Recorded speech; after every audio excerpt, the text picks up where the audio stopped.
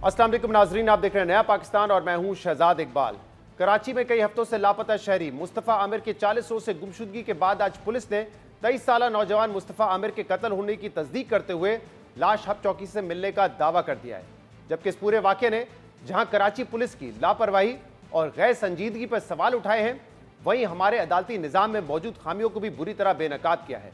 अहम बात यह कि मकतूल मुस्तफ़ा आमिर के अहले खाना की मुसलसल कोशिशों के बाद CIA पुलिस ने CPLC के साथ मिलकर मुस्तफ़ा आमिर को तलाश करने की कोशिश शुरू की थी, जिसके बाद आज पुलिस ने मुस्तफ़ा आमिर की लाश और जली हुई गाड़ी हब चौकी से मिलने का दावा करते हुए बताया है कि मुल्जिम अर्गमान ने 6 जनवरी को मुस्तफ़ा को अपने घर बुलाया और उसी रोज उसने अपने साथियों के साथ मिलकर मुस्तफ़ा को कत्ल कर दिया और बाद में लाश को ठिकाने लगाने के लिए बलूचिस्तान के जिला हब ले जाया गया, जहां मुस्तफ़ा की लाश को गाड़ी समेत जला दिया गया। DIG CIA मुकद्दस हैदर ने आज अपनी प्रेस कॉन्फ्रेंस में इस अफसोसनाक वाक़े से मुतल्लिक बताया कि उन्होंने CPLC और वफाकी हसास इदारे की मदद से वाक़े के एक और मुल्जिम शिराज बुखारी उर्फ शावेज का पता चला और शिराज बुखारी की गिरफ्तारी के बाद क्राइम सीन समेत सारी चीज़ें बेनकाब हुई। DIG मुकद्दस हैदर ने इस बारे में मजीद क्या बताया, सुनिए। मुस्तफ़ा आमिर जिस दिन मिसिंग हुए 6 जनवरी 2025, तो रात को वो अरकमान के घर पे आए थे। वहाँ पे एक लड़ाई झगड़े के बाद फायरिंग के बाद उनको कत्ल किया गया, जो कि अब तक हमें शवाहिद मिले हैं और जब तक अब तक के बयानात के मुताबिक। और उसके बाद बॉडी डिस्पोज ऑफ करने के लिए इनको बलूचिस्तान के ज़िला हब के पास एक पुलिस स्टेशन धराजी है, उसके पास गाड़ी समेत इसको वहाँ डिस्पोज ऑफ किया गया। इन लोगों ने कत्ल करने के बाद जला दिया। वहाँ पे डिस्पोज ऑफ करने का तरीका इन वारदात इनका ये था कि उन्होंने वहाँ पे ले जाके बदकिस्मती से बड़े सैड तरीके है कि उसको जला दिया गाड़ी समेत। कोई ऐसी मेन वजह नहीं पता चल सकी कि जिस तरह दिस इन्फॉर्मेशन बहुत सारी है कि पैसे की लड़ाई थी, ये लड़ाई थी। अभी तक इन्वेस्टिगेशन अभी फर्दर क्लियर हो जाएगा कुछ। DIG मुकद्दस हैदर बता रहे थे कि मुस्तफ़ा को कत्ल से पहले बुरी तरह तशद्दुद किया गया और लड़ाई झगड़े के बाद फायरिंग करके मुस्तफ़ा को कत्ल किया गया। ताहम अभी तक पुलिस को कत्ल की वजूहात और मुहर्रिकात का इल्म नहीं हो सका है। अब अहम बात यह कि पुलिस ने मुस्तफ़ा आमिर के कत्ल की तो आज तस्दीक कर दी है, मगर इस पूरे वाक़े का तशवीशनाक पहलू कराची पुलिस की लापरवाही और इंसदादी दहशतगर्दी अदालत के जज जाकिर हुसैन का गैर मामूली रवैया है, क्योंकि तफ्तीशी हुकाम के मुताबिक मकतूल मुस्तफ़ा को 6 जनवरी को अगवा किया गया, जिसके अगले ही रोज़ मुस्तफ़ा के अहले खाना ने उनकी गुमशुदगी की FIR दर्ज करवा दी थी, मगर इसके बावजूद पुलिस ने कोई एक्शन नहीं लिया और ना ही वालिदैन से कोई ताउन किया।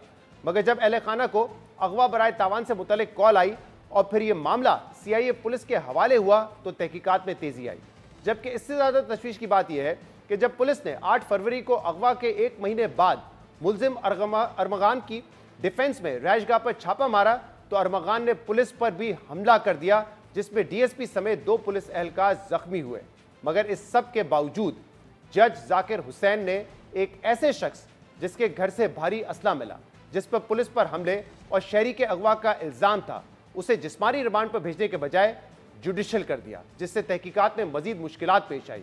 इस हवाले से मकतूल मुस्तफ़ा की वालदा ने प्रोग्राम आज हाजिब खानजादा में यह भी बताया कि जब उन्होंने अदालत में बोलने की कोशिश की तो जज ने उन्हें रोकते हुए कहा कि बीबी आपकी बारी तो 30 दिन बाद आएगी।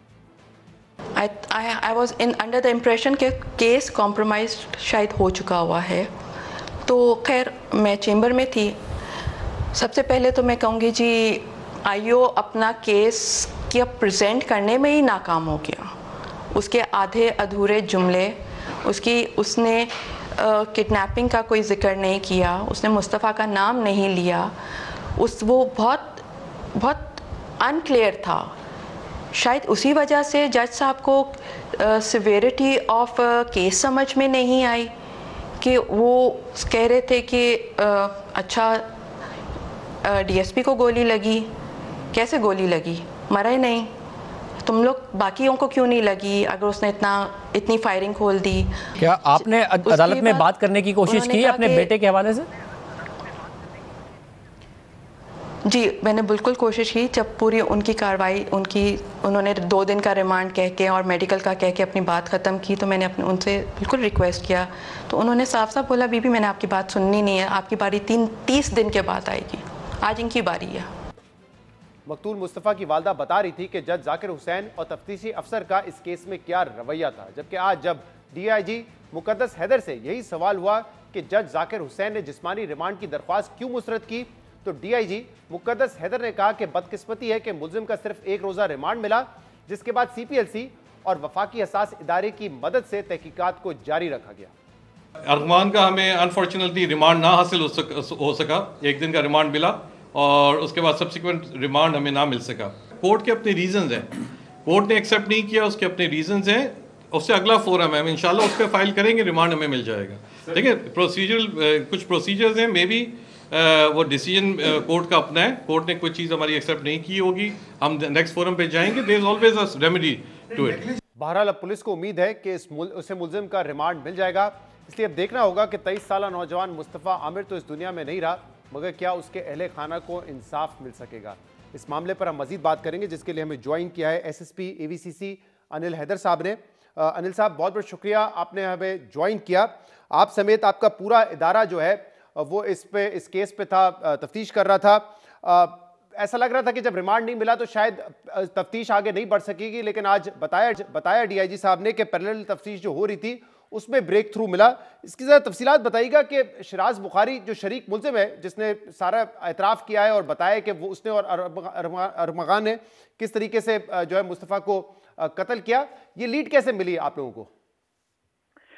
जी, इसमें जो मेजर लीड थी वो जब हमने इसके जो मरकज़ी इसका मुल्जिम है अरमगान, उनके अपने जो है वो इंटेरोगेशन के दौरान उन्होंने ये चीज़ बता दी थी कि उनके साथ एक ये मौजूद था उनका साथी, और इनका नाम भी बता दिया था। उसके ऊपर काम चल रहा था, उस पर इनकी इंफॉर्मेशन कलेक्ट की गई, उसके बाद इनकी जो है वो टेक्निकल डिटेल्स निकाली गई, उनके ऊपर मज़ीद काम किया गया, और फिर इनकी वेयर अबाउट्स के लिए फिर सर्वेलेंस की गई, तो फिर बाद में मुखबर की इतला के ऊपर इनकी गिरफ्तारी अमल में लगी।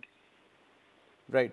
और ज़रा बताइएगा कि अब मुस्तफ़ा आमिर तो नहीं रहे इस दुनिया में, लेकिन क्या उनके अहले खाना को इंसाफ मिल सकेगा? क्योंकि अभी हमने सुनवाया कि 2 रोज़ पहले शाहज़ेब खानज़ादा के साथ गुफ्तगू करते हुए उनकी वालदा ने कहा था कि ऐसा लग रहा था अदालत में कि केस कॉम्प्रोमाइज़ हो चुका है, IO भी प्रिपेयर्ड नहीं थे। जज साहब जो है वो DSP जो कि ज़ख्मी हुए थे इस पूरे वाक़े में जब वो गिरफ्तार करने गए थे मुल्जिम को, उसके ऊपर सवाल उठा रहे थे। तो वालदा तो ये समझती है कि केस कॉम्प्रोमाइज़ हो चुका है और शायद इसीलिए वो कहती है कि रिमांड भी नहीं मिला, जिस्मानी रिमांड। मामला आगे कैसे बढ़ेगा? जी, इसमें जहाँ तक केस की इन्वेस्टिगेशन का ताल्लुक है और इवेंट्स का ताल्लुक है, ये काफ़ी हद तक रिमांड हमें 1 दिन ड्यूटी मजिस्ट्रेट से मिला था, बाकी उसके दौरान ही इंटेरोगेशन हुई। फिर प्रोसेस है, एक लीगल प्रोसेस है जो फॉलो किया गया। अब उस लीगल प्रोसेस की अपनी रिक्वायरमेंट्स जो पूरी करने की बिल्कुल कोशिश की गई है, IO की तरफ से भी की गई है। आगे फिर कोर्ट की अपनी डिस्क्रिशन है, कोर्ट जो है अगर समझती है किसी बेसिस के ऊपर के हम मजीद रिमांड जो है वो प्रोवाइड नहीं करना चाहते, तो वो उसकी डिस्क्रिशन है। अब वो डिस्क्रिशन जब कोर्ट अपनी यूज़ करती है तो उसके बाद में उसका प्रोसीजर ये है कि उसको अब हायर लेवल पे या अपीलेट कोर्ट में उसको चैलेंज करके दोबारा हम उसको तलब करते हैं। तो ये एक प्रोसीजर है जो चलता है, उसमें कोर्ट्स ने रेमेडीज रखी हुई हैं, ये एक पार्ट ऑफ लीगल प्रोसीजर है। तो उस प्रोसीजर के तहत हमने अपनी जो है वो अपील तैयार करके मुतलका फोरम तक पहुंचाई हुई है, जिसकी हियरिंग के बाद ये रिमांड के डिसीजन हो जाएगा।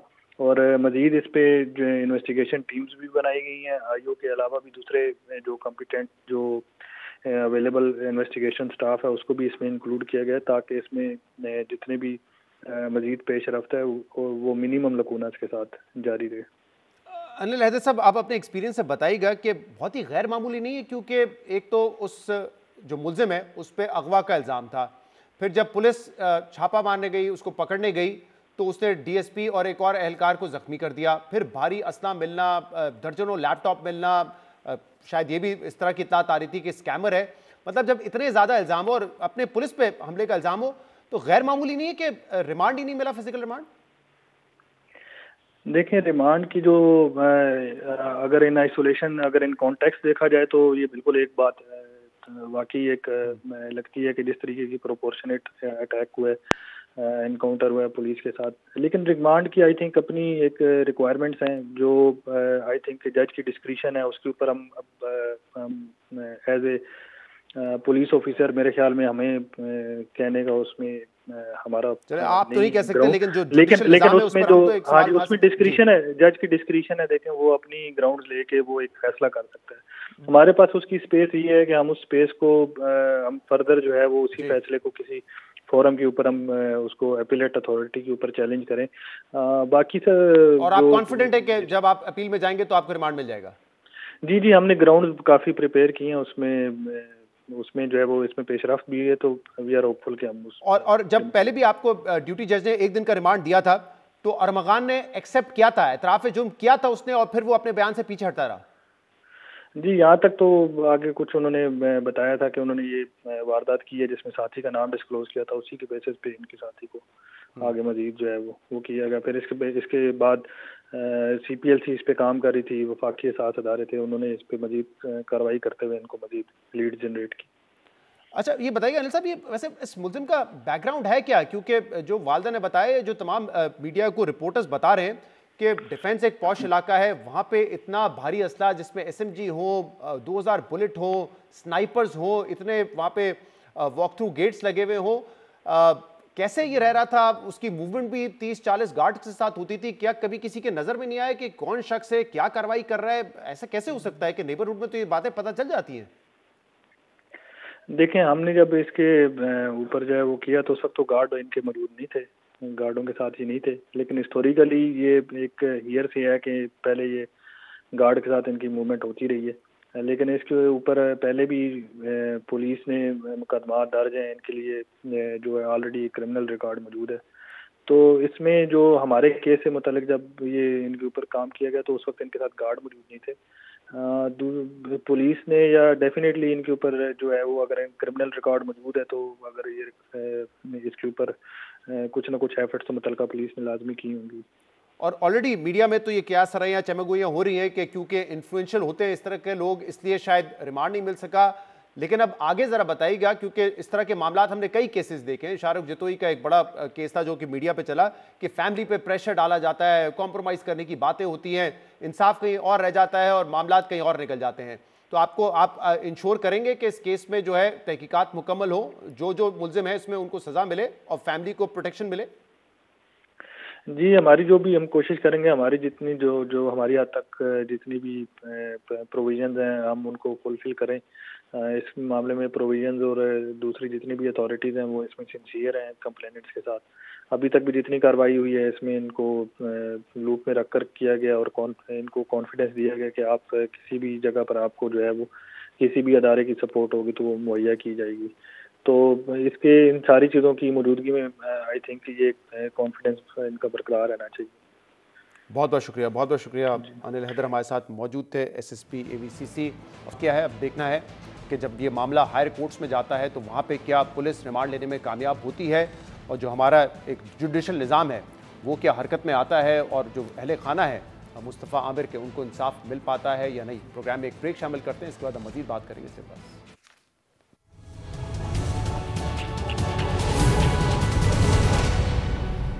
Welcome back. साबिक वजीर आजम इमरान खान अडियाला जेल से मुसलसल army chief general Asim Munir के नाम खुले खत लिख रहे हैं, मगर आर्मी चीफ के मुताबिक ना ही उन्होंने अभी तक कोई खत पढ़ा है और ना ही उनका खत पढ़ने का कोई इरादा है। मगर इसके बावजूद पाकिस्तान तहरीक इंसाफ को उम्मीद है कि इन खतूत के जवाब आए या ना आए, इन खतूत के जरिए ही ऐसे इकदाम होंगे जिससे मुल्क के मसाइल हल होंगे। आर्मी चीफ को खतूत के अलावा पाकिस्तान तहरीक इंसाफ ने इमरान खान की हिदायत पर पाकिस्तान के दौरे पर आए IMF मिशन को भी एक डोजियर दिया है जिस पर हुकूमत की जानिब से कड़ी तनकीद का सामना करना पड़ रहा है और पाकिस्तान तहरीक इंसाफ से इस डोजियर के नुकात को पब्लिक करने का मुतालबा किया जा रहा है। और इस पूरी सूरत हाल में अहम बात यह कि पाकिस्तान तहरीक इंसाफ ने पिछले कई माह से इमरान खान को रिलीफ, सियासी कारकुनों की रिहाई और हुकूमत को टफ टाइम देने के लिए जितनी भी कोशिशें की हों, चाहे वो सड़कों पर निकलना हो, एहतजाज करना हो या मुख्तलिफ इदारों को खतूत हो, अभी तक सारी कोशिशें नाकाम होती नजर आ रही हैं। जिसके बाद पाकिस्तान तहरीक इंसाफ की सफ़ों में इख्तलाफात के साथ मायूसी भी बढ़ती जा रही है। इस हवाले से आज पाकिस्तान तहरीक इंसाफ खैबर पख्तूनख्वा के सदर जुनैद अकबर ने मीडिया से गुफ्तगू में कहा है कि आखिरी फैसला तो इमरान खान करेंगे, मगर उन्हें नजर आ रहा है कि पाकिस्तान तहरीक इंसाफ को दोबारा एहतजाज की तरफ जाना होगा क्योंकि उनका पाकिस्तान में तमाम इदारों पर से भरोसा उठ गया है। वो खान साहब डिसाइड कर लेगा और इंशाल्लाह ताला, लेकिन हमें नजर आ रहा है कि हम दोबारा एहतजाज की तरफ जा रहे हैं, क्योंकि यहाँ पर इदारों से उम्मीद खत्म होगी। जिस तरह जजों को भर के ले गए, अपने लोगों को जिस तरह लेके आए इस अदालतों में, जिस तरह हमारे वर्कर्स के साथ जो हो रहा है उसकी हमारी तारीख ही नहीं लग रही है, तो हमें तो किसी और इदारे से अभी उम्मीद नहीं बाकी रही। तो यही एहतजाज वाहिद ऑप्शन है। आप लोग कहते थे कि पॉलिटिकल लोग के साथ बैठे, हम बैठ भी गए, लेकिन आपने देखा कि उस पहले दिन से हम कह रहे थे कि हमें उसके साथ बैठना है जो इख्तियारमंद हो। इसमें एक बेख्तियार लोगों के साथ हम बैठ भी गए, लेकिन आपने देखा कि उसमें कोई मुज़ाकरात आगे नहीं पड़े। जो सबसे बड़ी हमारी थी कि 8 फरवरी को दांधी हुई है, तो लोग हमारी बात करते थे कि हुकूमत फिर नहीं बैठेगी आपके साथ। अगर आप ये बात करेंगे कि हुकूमत को पता है कि ये बात होगी तो हुकूमत खत्म हो जाएगी, फिर हम उससे भी कहा कि मुज़ाकरात आगे बढ़ाने से दस्तबरदार हो गए। इसी तरह आज कौमी असम्बली के इजलास के बाद मीडिया से गुफ्तगू में पाकिस्तान तहरीक इंसाफ के इत्तेहादी महमूद खान अचकजई ने पाकिस्तान तहरीक इंसाफ से उन तमाम कमेटियों से मुस्ताफ़ी होने का मुतालबा किया जिनमें हुकूमत के लोग शामिल हैं, और साथ ही ये मशवरा भी दिया है कि हमें पार्लियामेंट के बाहर अपना ऐवान लगाना चाहिए जिसके स्पीकर असद कैसर हों।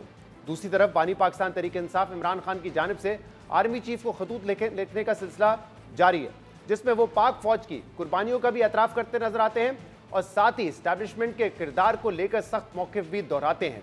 और अहम बात यह कि इमरान खान के पिछले 2 खतूत पर तो पाक फौज की जानिब से कोई बाज़ाब्ता रद्द-ए-अमल नहीं दिया गया था, और ज़राए के हवाले से ये खबरें सामने आई थी कि अभी तक आर्मी चीफ को किसी किस्म का कोई खत नहीं मिला। मगर कल जब तुर्क सदर तैयब अर्दोगान के एजाज़ में दिए गए ज़ोहराने में सहाफ़ियों ने आर्मी चीफ से खत से मुतालिक सवाल किया, तो आर्मी चीफ ने गैर रस्मी गुफ्तगू में कहा कि मुझे किसी का कोई खत नहीं मिला, खत की बातें सब चाले हैं, खत मिला भी तो नहीं पढ़ूंगा, वज़ीर आज़म को भिजवा दूंगा।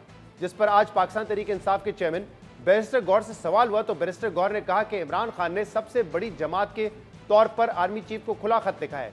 खत का जवाब आए ना आए मगर इकदाम जरूर होंगे जिससे मुल्क के मसाइल हल होंगे। ये ओपन लेटर थे एक पॉलिटिकल पार्टी जो सबसे बड़ी पॉलिटिकल पार्टी के उसके सरबराह की तरफ से साबिक वज़ीर आज़म की हैसियत से उसने अवाम के मसाइल का जिक्र करते हुए उस लेटर में जिक्र किया है।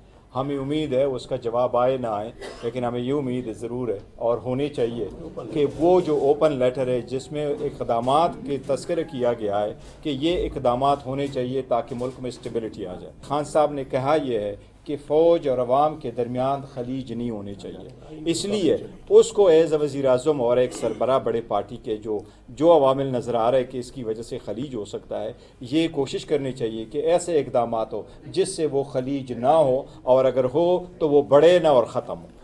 बैरिस्टर गौर को उम्मीद है कि इन्हीं खतूत के जरिए कोई ना कोई इकदामात होंगे, जबकि इन्हीं खतूत के हवाले से पाकिस्तान तहरीक इंसाफ के रहनुमा बैरिस्टर अली जफर ने वजाहत करते हुए कहा है कि ओपन लेटर्स में आप निशानदेही करते हैं और नसीहत कर देते हैं और उम्मीद रखते हैं कि इस पर अमल होगा, लेकिन इसका यह मतलब नहीं है कि आप इसका कोई जवाब चाहते हैं। इमरान खान ने आर्मी चीफ को तीसरा खत लिख दिया है, हो सकता है चौथा खत भी लिख दें। आर्मी चीफ को एक के बाद एक खतूत लिखने के अलावा इमरान खान ने अपोजिशन लीडर उमर अयूब को यह हिदायत भी की थी कि पाकिस्तान तहरीक इंसाफ ने जो dossier chief justice of Pakistan को दिया था वही डोजियर IMF मिशन को भी दिया जाए, जिसके बाद उमर अयूब ने कल डोजियर IMF के हवाले किया, जिस पर हुकूमत की जानिब से सख्त तनकीद की जा रही है। सेनेटर इरफान सिद्दीकी ने जियो न्यूज़ से गुफ्तगू में डोजियर की तफसीलात कौम के सामने रखने का मुतालबा करते हुए कहा है कि ये डोजियर कहाँ है, ये डोजियर क्यों खुला खत नहीं है, इस डोजियर के अंदर आपने क्या लिखा है, कौम को बताएं। जो ख़त ये लिखते हैं आर्मी चीफ को वो तो मंजर आम पे आ जाता है, जो ख़त ये किसी और को लिखते हैं वो भी चढ़ा देते हैं अपने अकाउंट के ऊपर और ये कहते हैं जी ये तो खुला ख़त है। ये डोजियर कहाँ है, ये डोजियर क्यों खुला ख़त नहीं है, इस डोजियर के अंदर आपने क्या लिखा है, क्या दरख्वास्त की है, क्या इल्तमास किया है, पाकिस्तान के चेहरे पे क्या कालक मली है, हमारे बुनियादी जो यहाँ के हुकूक के मसाइल के बारे में क्या कहा है। क्या यहाँ भी आपने ये लिखा है जी कि गज़ा से बदतर सूरत हाल हो गई है? क्या उनको ये आप दाद फरियाद लेके गए हैं कि जी यहाँ मकबूजा कश्मीर से भी बदतर सूरत हाल? क्या चाहते क्या हैं आप? मेरा ये आज मुतालबा है इनसे कि ये डोजियर में जो कुछ लिखा है उसको वाज़े करें, वो न सिर्फ कौम पे वाज़े करें, वो मौलाना फजलुर रहमान को भी जाके दिखाएं जी ये डोजियर हमने लिखा है। मेरा ख्याल नहीं है कि उनसे पूछा है। तो हुकूमत अब मुतालबा कर रही है कि जो डोजियर IMF को भेजा है उसका जो कंटेंट है उसको पब्लिक करे, जैसे आप ओपन लेटर्स लिख रहे हैं आर्मी चीफ को। इस पर हम मजीद बात करेंगे और उसके लिए हमें ज्वाइन किया है पाकिस्तान तहरीक इंसाफ के सीनियर रहनुमा अली मोहम्मद खान साहब ने। अली साहब बहुत बहुत शुक्रिया वक्त देने के लिए। अली साहब पहले मुझे ज़रा समझाइएगा, इनफैक्ट सभी जानना चाह रहे हैं कि ये जो खतूत लिखे जा रहे हैं आर्मी चीफ को, इसका मकसद क्या है? क्योंकि जवाब पहले भी नहीं आया और कल तो सहाफियों से गैर रस्मी गुफ्तगू में उन्होंने बड़ा वाजे कर दिया है कि ना खत पड़ा है, अगर मिलेगा भी तो नहीं पढ़ेंगे और वजीर आजम को फॉरवर्ड कर देंगे। मकसद क्या है फिर? जी बहुत शुक्रिया। बिस्मिल्लाहिर्रहमानिर्रहीम, अल्लाहुम्मा सल्ली अला मुहम्मदिन व अला आलि मुहम्मद। देखिए, दुनिया में एक तरीका है कि आप ओपन लेटर्स लिखते हैं और बिल्कुल आपने सही फरमाया कि उसका जवाब जरूरी नहीं होता। वो आप एक चीज एस्टेब्लिश करते हैं, उसको रिकॉर्ड का हिस्सा बनाते हैं और वो एक नॉलेज में आ जाता है पब्लिक के भी और उस एंटिटी के भी जिसके बारे में आपने लिखा। अब साबिक वज़ीर आज़म ने, जनाब इमरान खान साहब ने जो चीज़ें लिखी हैं वो सिर्फ बतौर साबिक वज़ीर आज़म तो नहीं लिखी, उनका 54 साल का तजर्बा है इस मुल्क में टॉप लेवल पे सर्विस करने का, इस मुल्क की खिदमत करने का, बतौर सियासतदान, बतौर फिलंथ्रोपिस्ट, बतौर एजुकेशनिस्ट, बतौर वज़ीर आज़म, साबिक वज़ीर आज़म, बतौर मुल्क के सबसे बड़े स्पोर्ट्समैन। दुनिया में उन्होंने एडवोकेसी की है, पाकिस्तान का नाम बुलंद किया है। तो उन्होंने 54 साल में देखा है कि इस मुल्क में क्या हुआ है, खासकर पिछले रजीम चेंज के बाद जो हुआ या उससे पहले जो मियाँ साहब का दौर था, हम एक स्ट्रगल के फेज में थे, सारी चीजें उनके सामने। सिविल मिलिट्री जो इम्बैलेंस है वो सामने है, सिविल सुप्रीमेसी के जो मसाइल है वो सामने है, जो मुल्क का आईन कानून पे नहीं चला वो चीजें सामने रखी हैं, जो रूल ऑफ लॉ नहीं है वो सामने रखी हैं, जो एस्टैब्लिशमेंट का रोल रहा है पाकिस्तान की सियासत में वो सामने रखा है। तो चीजें निशानदेही करके उसके मुमकिन हल भी तजवीज़ किए हैं, सिर्फ निशानदेही नहीं की। अब इस पे कोई अमल करता है तो हम फबेहा, नहीं है तो इमरान खान साहब कम अज कम तारीख के सामने, कौम के सामने सुर्खरू हैं कि मैंने कोई भी चीज दिल में नहीं रखी। लेकिन अली साहब, ये सारी बातें वो पहले भी कर रहे थे जब सहाफियों से मिलते हैं, अपनी लीगल टीम से मिलते हैं या उनके जो एक्स अकाउंट पे पोस्ट भी कर दी जाती थी ये बातें। तो अब ये कह के कि हम ओपन लेटर लिख रहे हैं आर्मी चीफ को, इससे आप मजीद क्या हासिल करेंगे? क्योंकि उल्टा जो आपके नए मुमकिन इत्तेहादी हो सकते हैं फजल रहमान साहब, उनकी पार्टी की तरफ से तनकीद की गई कि एक तरफ आप हमारे साथ बैठते हैं, चार्जशीट पेश करते हैं कि इदारों का कोई किरदार नहीं होना चाहिए सियासत में, लेकिन फिर खतूत भी उनको लिख रहे हैं और उनसे गुजारिश कर रहे हैं कि आप जो है ये फलां करें, अपनी स्ट्रैटेजी को तब्दील करें। तो इससे तो बड़ा एक कमजोरी का तासुर जा रहा है ना आपकी जमात का। नहीं, 17वीं तरमीम और LFO पे मुशर्रफ को सपोर्ट करने वाले हमें आइन का सबक ना सिखाएं। अब एक चीज पे हम इकट्ठे हो गए हैं तो मेरे ख्याल में एक दूसरे पे तनकीद की बजाय हमें एक पॉजिटिव फ्रेम ऑफ माइंड से आगे जाना चाहिए। जो सुप्रीम कोर्ट की हालत हुई है तो जो 26वीं तरमीम है उस पर हमने नहीं सपोर्ट किया, उस पर मौलाना साहब ने सपोर्ट किया है। हुकूमत को at the end of the day vote उन्होंने नहीं डाला है, हमने नहीं डाला था वोट। तो अब अगर एक चीज पे हम इतना खुदा करके सालों बाद इकट्ठे हुए हैं तो मैं मौलाना साहब से सरबस्ता रिक्वेस्ट करूंगा, दरखास्त करूंगा कि अपने लोगों को समझाएं, इस तरह के बयानात ना दें, वरना फिर इस तरफ से भी बात होगी तो फिर फायदा हुकूमत का होगा, इस फॉर्म 47 का होगा। तो इस वक्त हम फोकस इस पे रखें कि हम चाहते क्या हैं। मौलाना साहब भी रूल ऑफ लॉ चाहते हैं, हम भी रूल ऑफ लॉ चाहते हैं, तो उस पर फोकस करें। बाकी हमने जमातें आपस में जम ना करनी है ना कर सकते हैं। आपकी अपनी जमात है, आप जैसे आज चले उनका एतराज तो एक तरफ ना, लेकिन आज जैसे बैरिस्टर गौहर साहब ने भी कहा कि हमें उम्मीद है कि इन खतूत के जरिए ऐसे इकदाम लिए जाएंगे जिससे मुल्क के मसाइल हल होंगे। ये उम्मीद आपको क्यों है? क्योंकि जैसे मैंने कहा पहले भी एक्स पे आप तनकीद करते रहे, पूरी चार्जशीट पेश करते रहे एस्टैब्लिशमेंट के खिलाफ, आप जो है साफियों से गुफ्तगू में ये बात करते रहे इमरान खान साहब, तो फर्क तो नहीं पड़ा। तो अब आपको क्यों लगता है कि इससे फर्क पड़ जाएगा? देखिए, मैं शहजाद भाई, अब अगर मैं एक्स पे या फेसबुक पे अभी आपके प्रोग्राम में मैं बैठा हूँ, मैं कोई अमूमी बात करता हूँ किसी भी चीज के बारे में, तो वो पर्सन स्पेसिफिक या एंटिटी स्पेसिफिक नहीं होती सॉरी। लेकिन अगर मैं एक ओपन लेटर लिखता हूँ शहजाद इकबाल, मशहूर एंकर ऑफ जियो न्यूज, तो वो आपकी स्पेसिफिक हो गई। अब आप कहें कि मुझे नहीं मिला, वो एक अलग चीज है, लेकिन वो एक फोकस चीज हो जाती है।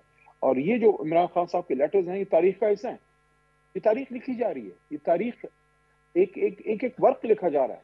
ये रिकॉर्ड का एक शख्स अब एक वजीर आजम है। आप इस बात को देखिए, चले सारी बातें एक तरफ, एक साबिक वजीर आजम है जिसने ओथ लिया है आईन पाकिस्तान पे, मैं पाकिस्तान की सॉवरेंटी पे कॉम्प्रोमाइज नहीं करूंगा, मैं इस मुल्क की हिफाजत करूंगा मरते दम तक। उस पर सवाल होता है कि इंटरनेशनल न्यूज चैनल से कि अगर आप अड्डे मांगे जाते हैं इस तरह माजी में आपके प्रीडिसेसर से मांगे गए, आप क्या करेंगे? हाँ साहब ने कहा एब्सोल्युटली नॉट, मैं मुल्क पे कॉम्प्रोमाइज नहीं करूंगा। उधर से फिर गेम चलती है, हुकूमत खत्म की जाती है, चाहे उसकी जितनी भी मोहरकात हैं, वो तफसील है, वक्त नहीं है। क्या जिम्मेदारी रियलिस्टिकली अली मोहम्मद खान साहब देखिए, सियासत सिर्फ तारीख लिखने के लिए तो नहीं होती ना, आप लोगों के कुछ ऑब्जेक्टिव्स है ना। जी जी, people of Pakistan are watching, let me complete my argument because millions of people are watching us. आप इससे बेशक एग्री ना करें, मुल्क का वजीर आजम है, उसका नाम है इमरान खान, वो मुल्क पे स्टैंड लेता है, नहीं दूंगा जी कोई 1 इंच भी। वो बनी गाला की जमीन की बात नहीं हो रही, ना मियां वाली में आबाई जायदाद की बात हो रही है, वो बात हो रही है पाकिस्तान की। इसके बाद जब उन पे बाहर से एक अटैक लॉन्च होता है, जिसको आप ब्लेटेंट इंटरफेरेंस कहें, साजिश कहें, व्हाटएवर जो भी कहें, जो साइफर था, आप मुझे बताएं मुल्की इदारों का, उस वक्त आर्मी चीफ का, उस वक्त चीफ जस्टिस का और पूरे सियासतदानों का क्या जिम्मेदारी थी? आपस में हम लड़ेंगे, दूसरे के साथ धींगा मुश्ती होगी, लेकिन जब मेरे मुल्क के वज़ीर आज़म पे बार थ्रेट आएगा, आई डिफेंड माय प्राइम मिनिस्टर। हमने क्या किया? हमने रजीम चेन में अपने अपने कंधे पेश किए। अली साहब, देखते हैं कि अब आपकी हिकमत अमली कितनी मौसर साबित होती है, क्योंकि इससे पहले आपने शहजाद ये किया है हमने साबिक वज़ीर आज़म से, अमरीका से। अली साहब, सिर्फ सियासत आप लोग तारीख लिखने की तो नहीं करते ना, आपकी एक हिकमत अमली है जिससे इमरान खान को रिलीफ मिले या फिर आपके असीरान जो हैं उनकी रिहाई मुमकिन हो। आप कभी कहते हैं रेमिटेंसेस को बाइकआउट करें, लेकिन 2 महीने से रिकॉर्ड रेमिटेंसेस आ रही है, इसलिए सवाल उठ रहे हैं कि आपकी हिकमत अमली क्या है और कितनी मौसर साबित हो रही है। शहजाद इकबाल, मेरे भाई मेरी बात सुनिए, ये सारी चीजें वक्ती हैं। रिकॉर्ड रेमिटेंस आ गई, फलाना हो गया, 6 की GDP पे हमने भी छोड़ा था, हिंदुस्तान मंथी में चला गया था, जापान जर्मनी मंथी में था कोरोना में, अमेरिका जो है वो भी 0 के आसपास था, हम 3 पे थे उस वक्त, और जब छोड़ के गए 6 पे थे। ये छोड़ेंगे वक्ती चीजें हैं, असल चीज क्या है? तारीख क्या लिखेगी? तारीख यही लिखेगी ना, जिसका नाम इमरान खान था, उसने मुल्क पे स्टैंड लिया और पीछे से खंजरों के वार हुए, उसको गिरा दिया गया, जेल में डाल दिया गया। अच्छा अली साहब, मेरे पास वक्त कम रह जाएगा, मुझे बताइएगा शेर अफजल मरवत के हवाले से क्या कोई नजरसानी करेंगे इमरान खान? क्योंकि आज उन्होंने फ्लोर ऑफ द असेंबली कहा है, बल्कि सवाल पूछा है आप लोगों से कि मुझे क्यों निकाला। आपने भी कहा है कि इस वक्त ये नहीं करना चाहिए था, कुछ और लोग भी कह रहे हैं, क्या नजरसानी करेंगे इमरान खान? ये अटल फैसला है उनका। वो तो खान साहब का फैसला है, खान साहब हमारे लीडर हैं, हीरो हैं, तो वो जो भी फैसला करेंगे, क्योंकि मेरे ख्याल में अगर एक मौका मरवत साहब को मिल जाए वो अपना मौक़िफ़ पेश करना है, मेरे ख्याल में एक मौका उनको मिलना ज़रूर चाहिए कि वो जो भी कोई गलती है उसकी तसहीह करें। बाकी उसके बाद देखें, मरवत भी वर्कर है, मैं भी वर्कर हूँ, गौहर भी वर्कर है, अफरीदी साहब भी वर्कर है, शहरियार भाई की बात कर रहा हूँ, लीडर एक है इमरान खान, लेकिन एक मौका मिलना ज़रूर चाहिए, क्योंकि लीडर बाप की मानद होता है। तो अगर एक मौका मिल जाए मरवत साहब को अपनी चीज़ें ठीक करने का, मैं समझता हूँ उनसे भी गलती हुई होगी, लेकिन इस वक्त की सूरत हाल है, इसमें थोड़ा सा पार्टी के अफेयर्स को मैं समझता हूँ उसको एक तरफ रख के उसको ठीक करके हमें बाहर फोकस करना चाहिए। इमरान खान की रिहाई है, सीरान की रिहाई है, बहुत बहुत शुक्रिया, बहुत बहुत शुक्रिया अली मोहम्मद खान साहब हमारे साथ मौजूद थे। एक ब्रेक लेंगे, इसके बाद आज 7 जजेस ने जो ले लिया है सुप्रीम कोर्ट का, उस पर बात करेंगे। स्टेप 10 सुप्रीम कोर्ट और हाई कोर्ट के सीनियर जजेस के खिलाफी खतूत, 2 जजेस के जुडिशल कमीशन के इजलास के बाइकआउट, वकला के एहतजाज और मुख्तलिफ कानूनी और सियासी हलकों की जानिब से कोर्ट पैकिंग के इल्जाम को नजरअंदाज करते हुए 10 फरवरी को जुडिशल कमीशन ऑफ पाकिस्तान ने जिन जजेस की सुप्रीम कोर्ट में तकर्रुरी की मंजूरी दी थी, आज उन जजेस ने सुप्रीम कोर्ट के जज के हैसियत से हल्फ उठा लिया है, जिनमें 6 मुस्तकिल जजेस और 1 एक्टिंग जज शामिल है। सुप्रीम कोर्ट में होने वाली हल्फ बर्दारी की तकरीब में chief justice of Pakistan justice Yahya Afridi ने नए तैनात होने वाले जजेस से हल्फ लिया, जिनमें हाई कोर्ट से तरक्की पाकर आने वाले justice Aamir Farooq, justice Hashim Kakar, justice Ishtiaq Ibrahim, justice Shakeel Ahmed, justice Shafi Siddiqui और जस्टिस सलाउद्दीन शामिल है। इसके अलावा जस्टिस मियागुल हसन औरंगजेब ने भी बतौर एक्टिंग जज सुप्रीम कोर्ट में हल्फ लिया है। दूसरी जानिब ट्रांसपेरेंसी और रूल ऑफ लॉ के जायजे के लिए पाकिस्तान के दौरे पर आए IMF के वफ्द की 3 रोज पहले चीफ जस्टिस ऑफ पाकिस्तान से मुलाकात हुई थी, जिसके बाद आज इस वफ्द की सुप्रीम कोर्ट बार एसोसिएशन के वफ्द से भी मुलाकात हुई और अदलिया में तकसीम की सूरत हाल में इन मुलाकातों को गैर मामूली करार दिया जा रहा है। IMF के वफ्द से मुलाकात के बाद सुप्रीम कोर्ट बार एसोसिएशन की जानिब से जारी एलामिया के मुताबिक IMF के वफ्द से करप्शन के खात्मे और बैरूनी सरमायाकारी के लिए साजगार माहौल पर बात हुई और मातहत अदलिया में ज़ेर इल्तवा मुकदमात की निशानदही की गई। एलामिया में मजीद कहा गया है कि मुलाकात में IMF वफ्द के साथ कानूनी इस्लाहात और गुड गवर्नेंस पर भी तबादला ख्याल हुआ। अहम बात यह कि इससे पहले IMF वफ्द ने chief justice of Pakistan justice Yahya Afridi से भी मुलाकात की थी और उस मुलाकात के एलामिया में बताया गया था कि मुलाकात में चीफ जस्टिस याया आफरीदी ने अदालती कारकर्दगी की बेहतर बनाने के लिए जारी कोशिशों का जायजा पेश किया। मुलाकात में चीफ जस्टिस ने जुडिशल कमीशन से मुतालिक अहम आईनी पेशरफ्त और इस्लाहात पर रोशनी डाली और वफ्द को आला सतह की अदालती तकर्रुरियां, अदालती एहतसाब और जुडिशल कमीशन की तंजीम नौ के बारे में बताया था। लेकिन IMF वफ्द की चीफ जस्टिस से मुलाकात पर मुख्तलिफ हलकों की जानिब से सवालात उठाए जा रहे हैं, जबकि पार्लियामेंट के इजलास में भी इस मुलाकात पर अपोजिशन ने सवालात उठाए। हम इन तमाम मामलों पर बात करेंगे, जिसके लिए हमें ज्वाइन किया है सुप्रीम कोर्ट बार एसोसिएशन के सदर मियां रऊफ अता ने। रऊफ साहब बहुत बहुत शुक्रिया वक्त देने के लिए। जो एलामिया इस मुलाकात के बाद जारी किया है उसमें तो बड़ा मुख्तसर सा लिखा है कि करप्शन के खात्मे और बैरूनी सरमायाकारी को साजगार माहौल देने के लिए बात की है, लेकिन जरा तफसील बताएंगे कि एग्जैक्टली IMF चाहता क्या है और आप लोगों का यानी कि वुकला बॉडीज का इसमें क्या रोल हो सकता है? बिस्मिल्लाहिर्रहमानिर्रहीम।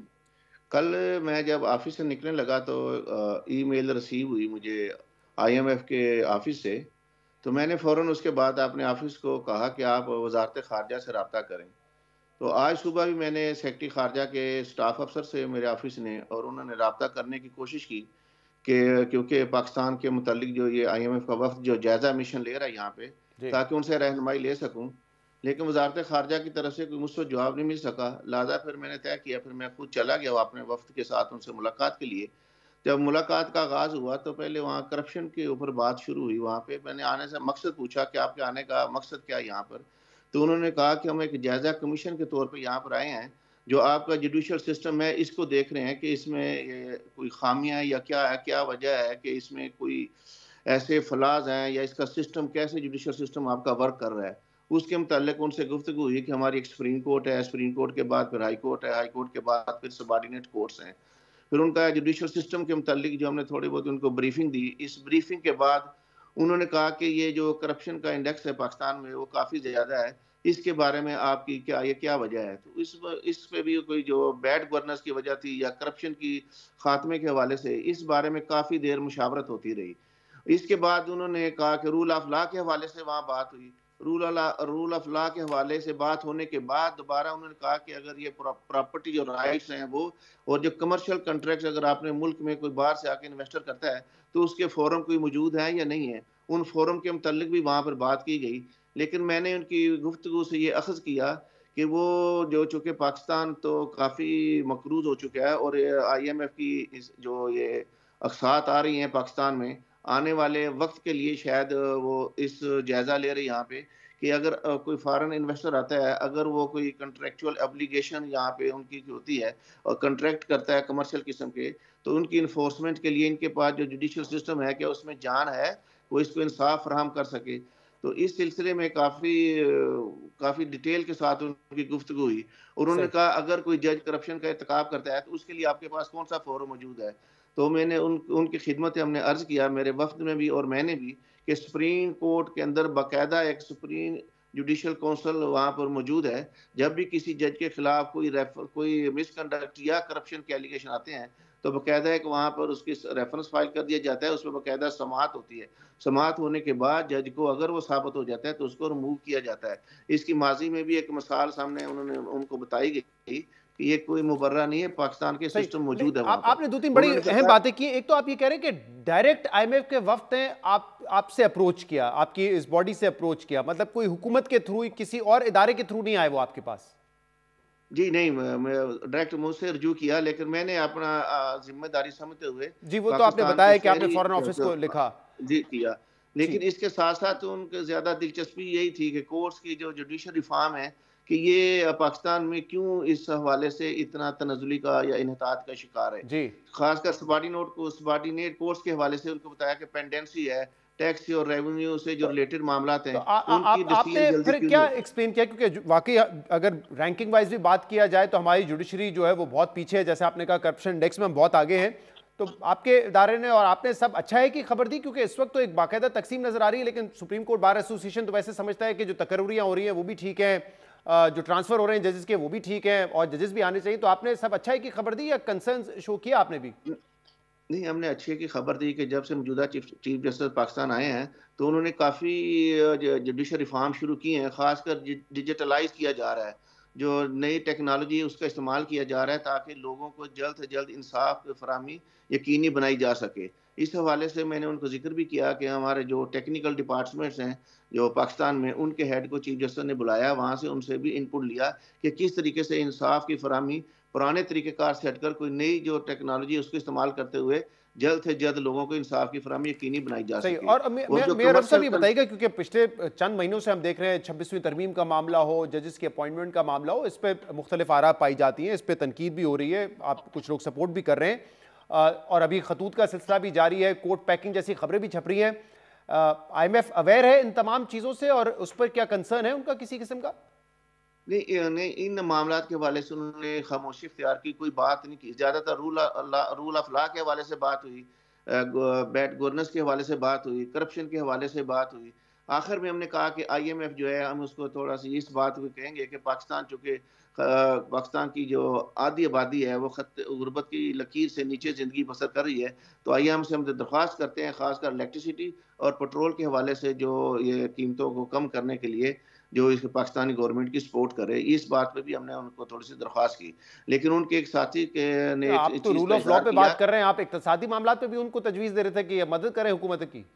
ये इलेक्ट्रिसिटी के हवाले से जो काफ़ी जो सूरत चल रही, जैसे मैं अखबारात और इसमें देख रहा था कि पाकिस्तान में जो पाकिस्तानी गवर्नमेंट ने भी उनसे ये कहा कि इलेक्ट्रिसिटी के हवाले से किया जाए, वो मैंने कहा जेन्युइन मसला है, इसमें ज़रूर आप हुकूमत पाकिस्तान की मदद करें। बहुत बहुत शुक्रिया। बाकी जो ज़्यादातर उनका फोकस।